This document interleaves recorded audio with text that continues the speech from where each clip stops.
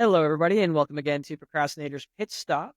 I have with us today another amazing guest for you today, Ruth Cummings. Ruth is a sports massage therapist and body mind life coach with over 25 years of experience, a six-figure business founder, personal trainer, and mother who has worked with professional athletes and thousands of teens. She offers practical techniques for adults over 40 to alleviate pain through self-care practices. Ruth, welcome to the show. Thanks, Chris. Thanks for having me.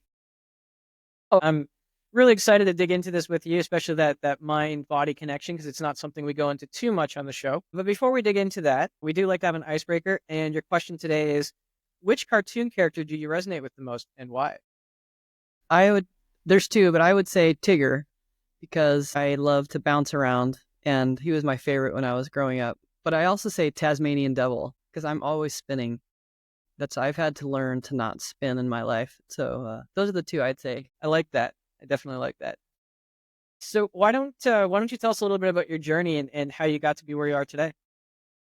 Sure. Well, I've been doing massage since I was really young. So I was a lucky one to do what I love to do and get paid for it at an early age. So I've been helping professional athletes, and the name of my business for massage is Athletic Touch. And we did that because in those years, there was the phone book. So you had to choose an A.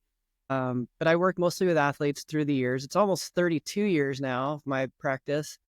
And I went into massage because I had ADHD and I couldn't sit still. And massage and drumming, I'm also a drummer, they go together really well. So if there's anybody out there who has a kid with ADHD, if they try drumming or things that are physical, like teaching them how to massage an arm or a leg, that really helps. So for me, I was coaching soccer and took state a couple of times for my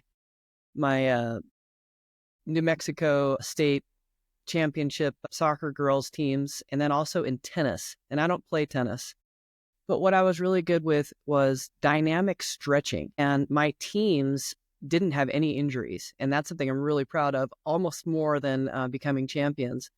Because learning how the body moved and how to get it ready for movement was really something that was powerful, that I realized was huge, because at the time and still now, which is a big problem, 85% of all female athletes will tear their ACLs by the time they're 25. And that's an alarming statistic that we really need to pay more attention to. But from there, I started working with leaders a lot of CEO leaders would come in the same days as my professional athletes. And I was realizing that their bodies were responding the same to stress, and that they had very specific points that had to do with leadership or how they could present themselves to their coaches, to their teams. And so I started having little theories. Because of my ADHD, I was really bored. So, and you have an hour or an hour and a half every massage. And I was doing, 40 a week for many, many years. So I would give myself a game to either prove or disprove my theories. And so I started proving these theories over and over on body after body. And I recognized that there are ways that we can help our leaders be more compassionate.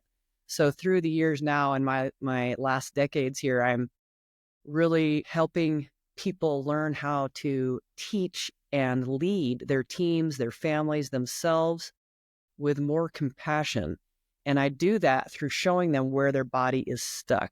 So I help profitability, I help teams, I help people that can't communicate or are having a hard time, say, firing somebody or hiring somebody. Those types of anxieties in the body were the same that they were for professional athletes. So I've learned to take it into CEO and to leaders and entrepreneurs so they can be better at their jobs. And it's so fascinating. It's been really fun. I teach all over the world, and I do speaking and retreats and then one-on-one work. So that's kind of my road, my journey so far. Well, you've certainly had lots of success, and we all know that success is not a straight road by any means. What would you say is the biggest challenge that you had to overcome? Well, I would say there's different seasons of life. And in the beginning, it was hard because there were very few female business owners in New Mexico, especially that were successful. So that was a challenge. And also as a coach, there were very few. And so that was just to to do things even when I was told I couldn't or I shouldn't. After that, I'd say that it was really scary to believe in myself enough to take extreme risks. Like I hired a coach I think my third year in massage, and it was $3,000, and that was way more than it was like all I had in my savings account.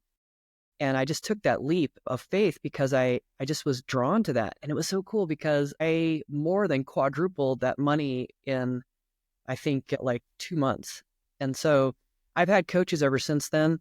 So the different types of risks I've taken, those have been, it always makes my heart race. And those have been huge challenges that have allowed me to really change my trajectory to go very high and to make six figures, to make over that, to help people do the same, to help athletes be better at what they already are good at, and CEOs and stuff to take risks with them as well. And it's been really great to see it work in all realms and teens. So yeah, I think taking risks maybe would be the number one. Well, I mean, we are creatures of comfort, and we tend to shy away from risks. I mean, that's a holdover from just 10,000 years ago when we were running naked through the woods, right? I mean, we didn't take too many risks because whatever risk we took would kill us. Like, should I jump for that apple in that tree that's got that giant snake hanging in it? But right, it's Yeah. so I can see that. And you mentioned a couple of interesting points there. I mean, we've all heard about. Well, okay, most of us have heard about that you carry your emotions in your body in different, parts specifically. So we know anxiety can, tense up certain muscle groups. But what I'm interested in right now, too, is that when you said compassion, I'm a little curious. Could you dig into that a little bit? Like how and where does that kind of fit into the body? 'Cause it's not something you hear a lot. I know, and definitely why I'm trying to get the word out, because it's very important. So compassion, I'm about to have a book out. My book, I just finished a book on this, and it's in the editing illustration process. So it should be out very early of 25. So, and it explains this. This gives a map. So there's a map of where we hold emotion. This is not new information. It's just we've known this for hundreds of years. But so there's a different places where we hold emotion and different ways to let it go. And in our society, great ways to hold it back, to ignore it. And we're taught, especially in America, but other countries too, I work all over, we are taught to put success above our health. And so we ignore what we really need in our body to be healthy in order to be successful. I think the thought process is that once you're successful, then you can relax and then you can let your body be healthy. And that's not working so far. So in compassion, the throat holds all communication. Anything you need to say, anything you don't say gets stuck. Anything you need to hear, anything that you don't hear gets stuck. So the throat will have a lot of issues. It'll have neck pain. It'll have chronic sore throats, possibly. You can't swallow, literally can't swallow.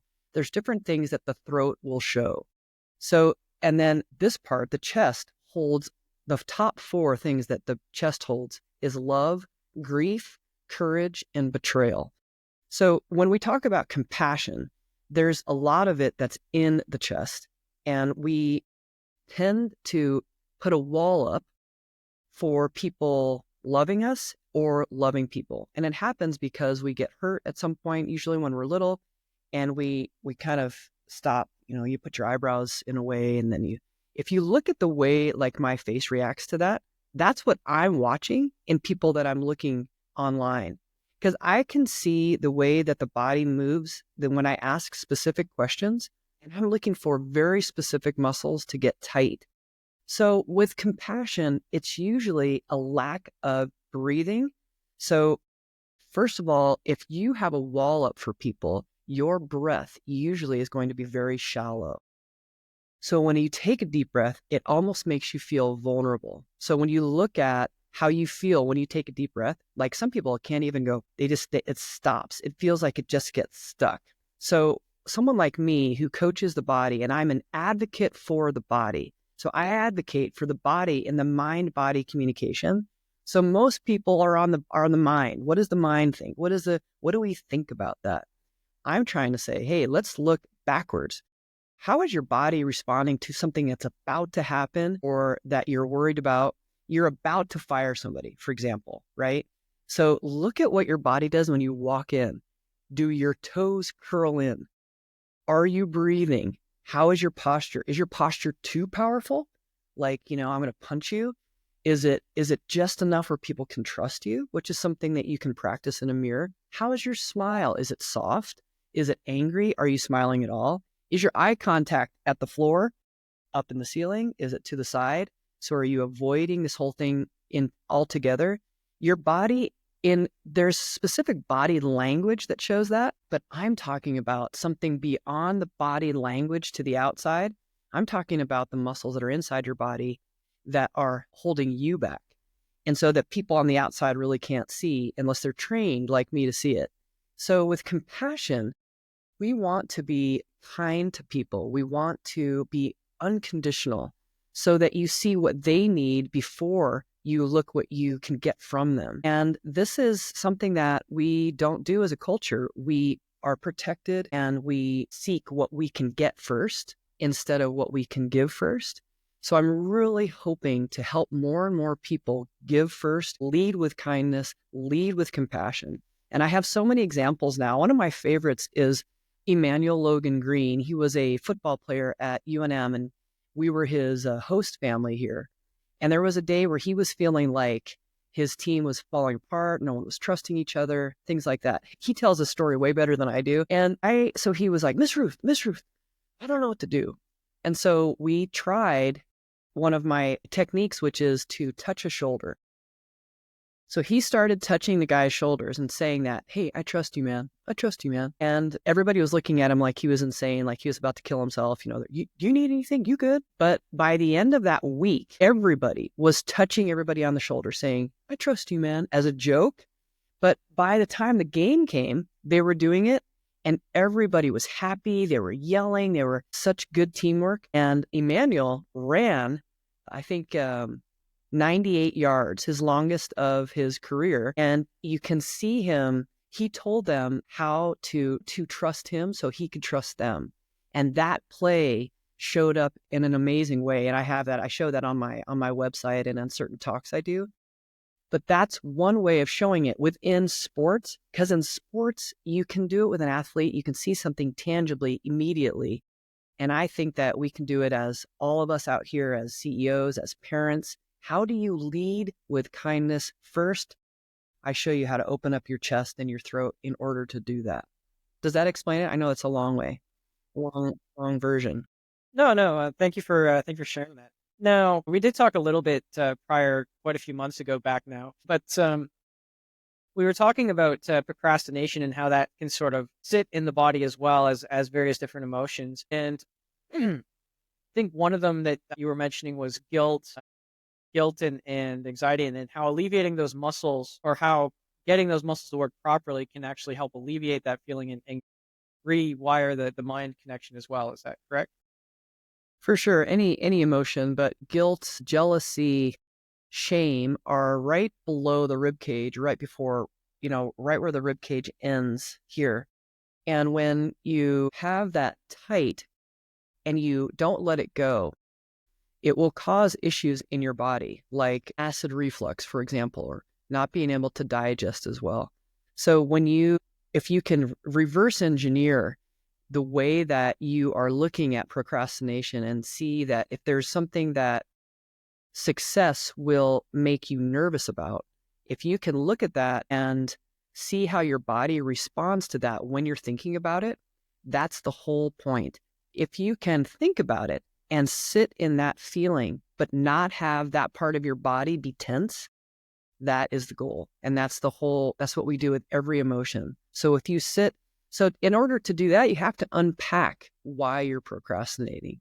So when we look at why someone procrastinates, if they actually don't know, then you have to start there. And you can use the body in that scenario, in those conversations. You ask them and they ask themselves about procrastination, and they put themselves in a visualization, just like an athlete. So an athlete's about to visualize themselves pitching a ball. So you put yourself in the procrastination, like that something's due next week, and then you wait and you wait and you wait and you wait, and it's like the night of, and you try to put your body through the visualization of how you feel through that week. And if you can relax the muscles that you feel tense up on every different thought. So there'll be a thought like, 5 days before, 4 days before, 3 days before. Sometimes those are different. Sometimes they're the same. But if you can separate them and try to relax them while you have the thought, then you will change the trajectory of your success in any part of your world. And that's what I help do, because it's hard the first few times. Once you get it once or twice, then it's like you can fly on your own, and you don't need my coaching anymore. Because once you learn it, then you can teach everybody around you. But that's how procrastination and the body are connected, and that's how you can undo that and let that go, so that you can be calm and more powerful and focused instead of worrying about actual procrastination and what it does to you. Well, I think a lot of it comes down to, as you're talking about the body and how you feel in the body and how we tend to ignore the body. You talked about us prioritizing our success over our health, and one of the things I see a lot of is that if we're not aligned with it, then, we're kind of fighting against it every day, but we're fighting not only doing the thing, we're fighting our own body as well. Now, it's not always possible to do something that you're not going to have that feeling about it. Are there any tips or tricks you could give to help somebody work through something they have to do, but they really don't, they just feel like they can and they've got that really tight feeling? Well, the basic things that help everybody, and this is just in any book about relaxation or procrastination or not procrastinating, would be to take deep breaths. Those it really does help. And then after that, I teach just a cat cow stretch, just really simple, just doing this. If you do that, that moves your rib cage, and it really does help those feelings of anxiety or procrastination, because it moves all the areas. It moves the communication, it moves the areas of grief, courage, love, and betrayal, and it moves the things from like guilt, shame, anything in your stomach as well. So those two things truly can help. It's really interesting, but it's true. Another one is you could roll your hand from the back of your shoulder forward. So these are physical things that you can do to relax or to have your body not be so anxious. The ones that I'm talking about take a little bit more concentration and focus, and I would say self-actualization or self-realization. You have to actually know where you're hurting first. So when people come to me and they say, I don't even know why I'm here, I don't know why, everything that they answer is, I don't know, and they get more and more frustrated. Another thing I hear a lot is, I've tried everything. I've done MRIs, I've done this, I'm still hurting. My business is a mess, my family's a mess, and I just don't know why. A lot of us we start there. And so when you're in that position, prayer is really good, journaling is really good. And then my suggestion is, when you're praying or when you're journaling, notice what your body does to what you're writing. And that's the first step, is to try to connect one specific spot with your stress. A lot of people, for example, know that they're hurting like right here on the shoulder. I just did an Instagram post trying to show people how to relax their shoulders and what the shoulder holds. And that's one of the number one things that people complain about. The other one is back pain and shoulder pain, top two. Neck would be three. And so the key again is to, I'm stressed about my husband. I'm stressed about my neighbor. Whatever that is that holds your shoulder up, be worried about your shoulder or your neighbor or your husband, and have the shoulder come down.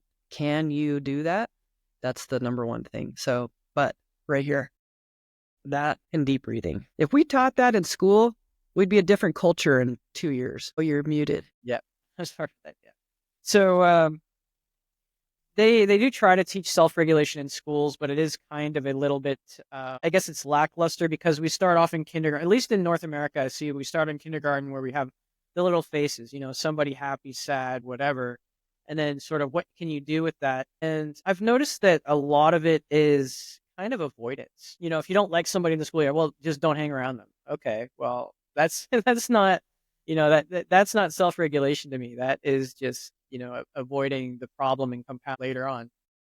But I definitely agree that we should be teaching that more in our schools for sure. You mentioned that just those kinds of stretches. You actually also mentioned that when you were stretching as well, Is there something that you typically do for people, not on the sports side for stretching every day? Because I mean, we all know that ergonomics are important, subconsciously we know that, but we don't really know anything. Are there specific stretches that you have for somebody who's, well, for lack of a better words, sedentary for most of the day? Sure. Well, the really, really say this almost actually every podcast that the sitting cat and cow stretch is probably the number one thing you can do. Another one I do is I teach this is to put your chin as high as you can and to stretch the front of your neck. The other reason we want to do this is because we're so far forward with our phones and our computers these days. So if you put your neck and you want to stretch the skin, that really helps. So it looks like this. And I'm really pulling my chin up and I want to move the skin. That'll also help move your lymph out of your face and out of your neck. That really helps. Rolling your wrists while you're sitting. And also, if you are sitting all day, one of the things you could do is squats. Now, you don't have to do like squats like gym squats. I do probably 100 squats I do those quite a bit. And I do it without weight. I just sit and I don't go down very far. So if I'm waiting for something to get hot, or if I'm at my house and I'm waiting for a call or something, I try to do squats right then. And that really helps. So like if you're at a desk, if you squat and just touch your rear to the seat and then stand back up and just keep doing that, if you just start there, that will really help. That will help your glutes. It'll help your legs and your back and your spine. And all of those things help you do things like confront people more or better or more clearly. It helps you have a better foundation feel more grounded, feel like you belong more. So because those muscles have to do with not belonging, not feeling like you're following your purpose. So that squats are huge. And then changing this part, which is communication and grief and courage and love, those will also help. Just those things. If you feel betrayal, for example, like if you feel like someone stabbed you in the back, then doing the cat cow also stretches that area. That will usually show itself between the shoulder blades, and it feels literally like you've been stabbed in the back and that you can't get the knife out. It's kind of like right here.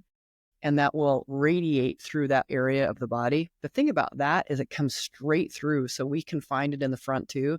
So stretching that out and then stretching the back, that really helps. So breathing, those few stretches. You can always I have a few on my website, but I have stopped doing stretches as much and helping people finding points to support connecting the dots really between thoughts and the action of their muscles. But I hope those help. That's what I would say for stretches. Thank you for that. And it's very interesting that you mentioned that, that sense of not belonging, or that sense of not, yeah, you said not belonging, or, not really connected to what you're doing. And you just described about 90% of all our jobs out there.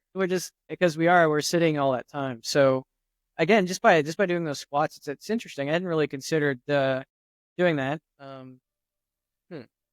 Might have to work that into the routine. Yeah. Yeah, your foundation, right? Like, so this is where your hips are, like your sacrum. That whole area is the foundation of your body. So if it's like what happens, it's really interesting. Let's say you move or you get fired or you go through a divorce, something very serious in your life that shifts, that area of your body actually shifts millimeters. So people will often have gut issues, like they have constipation, or they have digestive issues, or they have low back pain right after or right before they know this is about to happen. So when that happens, because their foundation of their entire life has just shifted. So keeping the foundation of your life clean and strong is really important. And squats is just one of the easiest ways to do that. So you just have to, like for me, it's all about the body. How does the body talk about your life?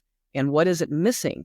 If it's missing, if you tell me that you're feeling like you don't have a purpose, I'm going to look at the muscles in that area and say, all right, here's some really simple things you can do to get that strong. And let's see, why won't it ever feel strong? So there's some people that I work out all the time and I can't get my glutes to fire, or I can't get my stomach to go away or whatever. And then we look at, all right, why is, I believe you that you're going to the gym and I believe you that you're doing these squats and these ab exercises, but those muscles they're not responding. So then we look at, why isn't it responding? So that's another way of showing that it has an issue right there. So the body can either say, like, it'll show a spot being really hot, really cold, but it can also be numb. It could be weak. It could be overly strong. So there's different ways. It goes, too hot and too cold in all things that a muscle can do, or tissues. And so I look at that too. Why isn't it? Why can't a space in your body get strong? What is stopping it? Why is it? What is it trying to say to us? What are the clues it's giving us? And then we look around and see what else is too strong or too weak, and try to balance it all. It's really fascinating. Like, there's a lot involved. No, that is fascinating because, and actually, I have like one of my own experience with that actually, because it makes sense when you're talking about the lower back and having something that happened, right? So about 2 years ago, I went through something that was pretty, it shook up a lot of the foundation of some certain things. And, I'd noticed that I would have lower back pain more when I was like sleeping, like getting out of bed or like on a couch and things.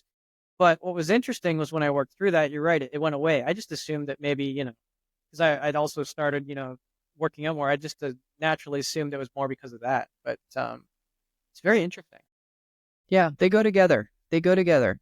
So, like, for example, you'll see there's if a linebacker, let's say, and like a offensive lineman, is going through something tough in his life, like going through a divorce or going through losing something in his life, they are at that moment a little bit more prone to getting back injuries right there during a game. So it's very important. That's why with any sport, especially when they're doing, hitting like that, that they keep those things out of their consciousness during the season, because they can really get hurt.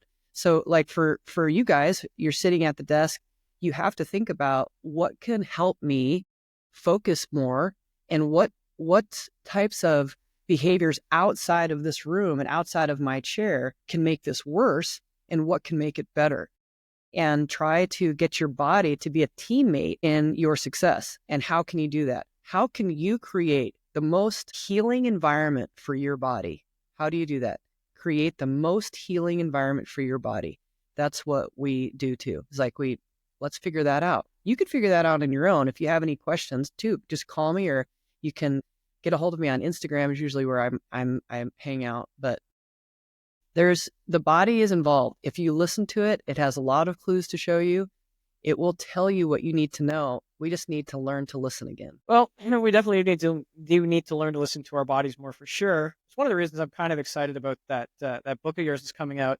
Actually got me thinking too, writing a book is that, well, I keep using this on like every single podcast, but hey, it's like 98% procrastination and 2% writing. How true is that for you? Oh my gosh. Oh yeah. This has been decades in the making. Decades. Like, so, and then finally one of my adopted sons put a fire under my tail, because he had a project that's due actually today. He was getting on him about that. I was like, "Hey, have you done that? Have you done that?" And he was like, "Have you done your book?" And because I said I was going to finish it by Thanksgiving this year, it was so funny. So that it's funny how even, the procrastination for me, telling me I can't, or putting a challenge in my face, that for me, that helps. So no kidding. I finished it like 2 days later. And so that was last week. It was just a couple days ago I finished. And so I procrastinated. I'm procrastinating because I didn't feel like I have anything to say. I feel like people are this information's already out there, all the things that people procrastinate about. Imposter syndrome. Who am I to say this? What experience does my 32 years and tens of thousands of hours, that's not enough. I have to take more classes. Those types of just silly things that we tell ourselves. But I had a lot of support out behind me going, come on, they're asking me the same questions. How do I get this out of my shoulder? Okay, I'll get the book out. And so that really helps me. But procrastination, it's real. You brought up the that fact that the information's already out there. Well, I have one really simple argument that I use for pretty much everybody now that says, hey, why are you a coach, or why do you go to a coach, or why are you doing that if the information is, it's nothing new. It's like, well, when you go to school, we've all had bad teachers where we learned absolutely nothing from, and we've had good teachers that, we got a lot from. Same material, same curriculum, it's just the way that it's put out there. So, My big question with everybody who writes a book, I have a lot of respect for people who write books, by the way, just because I refuse to do it. What was your reason for using the book as a medium instead of, I don't know, articles or short videos or something else? Well, I'm a public speaker. Like for public speakers, having a book is it's just it's almost something you have to have. It's almost like they expect it. So when you're going to doing, I haven't done keynotes yet, but that's where I'm headed. And they want you to be able to give that out. So that was one thing that was. I'm also applying for some TED Talks, and for those, they want a book to be able to refer to. So that was one of the reasons I did that. And then also because mine is a reference guide. It's like it's something that you can go back to over and over. So it also cross references. So it says, all right, you have neck pain. Okay, this is the emotions it could hold, and this is how to get rid of that. But it also says, hey, you have anger. Here, let's look. This is where that usually is. And so I just cross references, and it's all color coded because I have a hard time reading. I have ADHD. It's really hard for me. So it's color coded, and it's a book that I like to read because it's not really reading. It's like this does this and it does this, and this is how to help yourself. So the other reason I went for book, and I did it now, just finished it recently, is that some of my teachers passed away, and they didn't write down what they taught all of us. And I was talking to my other people that I work with, my coworkers from years ago that I went to school with in the 90s, and they hadn't written anything down that these teachers had taught us either. So I felt like I didn't want to forget. And so I felt like that also should go into a book for a long time instead of different types of mediums. So those are kind of the reasons I did it. And I just have a lot of friends around me with books that are kind of hammering, hey, come on. So just a lot of pressure. Yeah, well, I don't know. I've got lots of people tell me I should write a book too, so I'm tempted to design a book cover and to just not write the book. How to procrastinate in 10 easy steps. I'll release that book. I'm going to release that book. 10 easy steps. Step one, and I'll just have the giant one on the first page, and then it'll be 200 blank pages. Boom. That's very typical. Yeah. Yeah, you should write a book. Go for it. Nah, I'm not gonna do it. I prefer talking to people. I prefer sharing things that way. I get what you're saying though, and you're right. We do lose a lot that isn't written out. We lose a lot that is written out.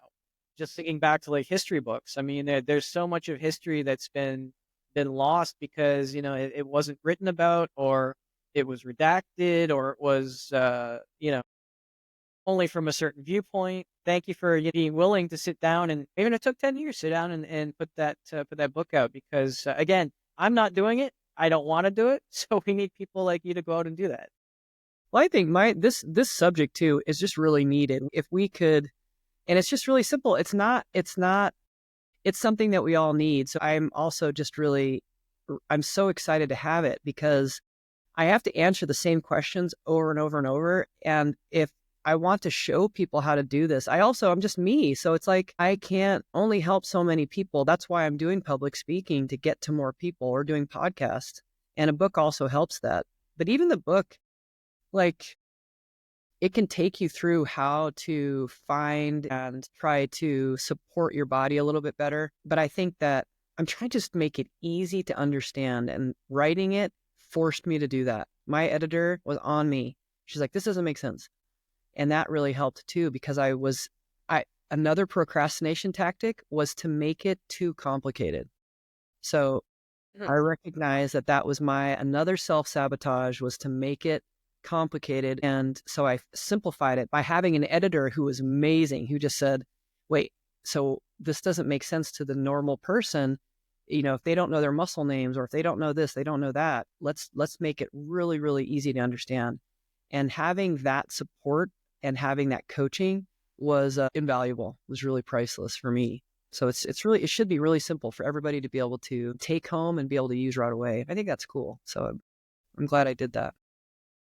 Actually, you said something right there on the hit the nail on the head, and I went back. I sort of admonished our school systems for not teaching self-regulation and things like that. But just as you were saying that, I went back to my 12-year-old self and to my, up to my, even 16, 15-year-old self. And it's like, well, was I really open to listening to anything? Like, did I even know what self-awareness was? Would I know what that was? Forget about the muscle names. Would I even care?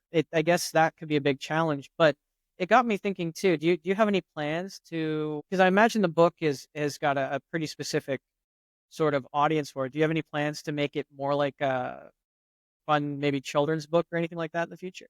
Yeah, actually, it's already in the making because the book started getting so big that we went just to the basics. And now it'll be body mind IQ for leaders, body mind IQ for teens, body mind IQ for relationships, and then body mind IQ for entrepreneurs. And those are my like truly four areas that I really focus on. And I'll tell you what, 16-year-olds, if you pique their interest, they're very into this. And if they catch this, like the young athletes that I work with, if they catch how to do this, it changes their trajectory. Truly, they won't get as injured. Here's the thing that happens with athletes is that for us, as like if you're sitting on your desk every day and you're doing your same type of business model, an athlete, let's say a soccer player, she'll go out and she's shooting the same way, and they have to shoot, they're doing shooting practice that day. So they plant on her left foot and she has to take her leg back and shoot. If she gets an injury and she can't do that, it depends on what is her motivation to go to that soccer practice, to be on the soccer team, to whatever the motivation is. They change their body structure immediately to take away the pain. Once you show them how to do that and why the back is pulling too hard and it should be a muscle on the glute or it should be part of her quad instead, if you show them how to do that, they change it, and almost if they get injured, they know how to do it immediately. And if we learned how to do that as people sitting sedentary, how to change your hips, like, to move your hips back and forth so that you don't get back pain, or you learn how to do the cat and cow every hour, or if you learn the steps that you need as a jock in your chair, then it just changes the trajectory to add the body. So I just kids are into it. I work with a lot of teens, so they're into this. They know how to self-regulate if they've worked with me. If they've worked with me, we talk about that and we make it really cool. Also, you do it so that no one sees it. So they learn how to breathe in without anybody seeing, just in case it embarrasses them. So you can teach them that too. You can also teach them to have better eye contact or no eye contact, depending on what they need to self-regulate. So if they need to look away, or if they need to kind of look above people, those are also different little techniques, little tricks that they can use. The adults can too, but kids need stuff like that because they don't want to look stupid. We don't either as adults, but teens it's really in their face. It's really, it's a big deal. No, it certainly is. Thank you for sharing those insights.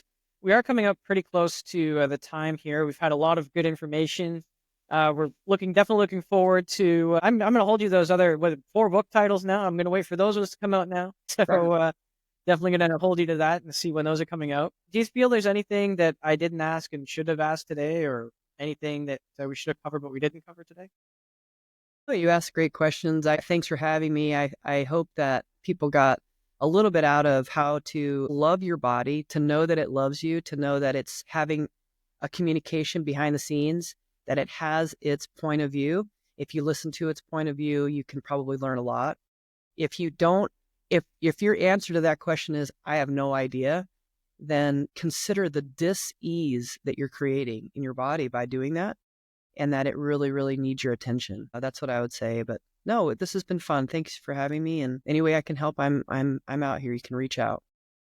Well, thank you so much for that, and thank you so much for coming, Ruth. Again, it was a great conversation. For all our listeners, we are going to be putting Ruth's contact info and link to the book as well in the bio. So, we're going to hold you to that release date now, and your publishers too. So that'll Yes. be good. And thank you so much for tuning in and listening. And just remember, if you can't find that inspiration or motivation for yourself today, maybe just try and be that motivation or inspiration for somebody else. And we'll see you again next time.